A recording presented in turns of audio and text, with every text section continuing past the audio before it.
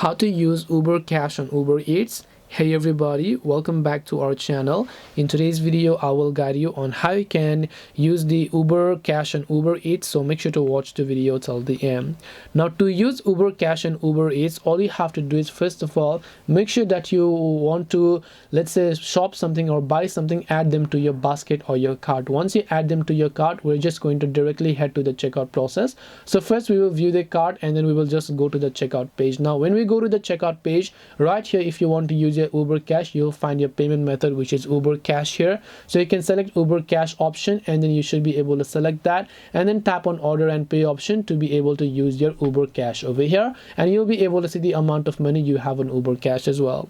This way you can use your Uber Cash and Uber Eats. Hope this video was very helpful. If you have got any more questions, then feel free to leave them down below. Thank you very much for watching till the end of this tutorial, and see you soon in our next video.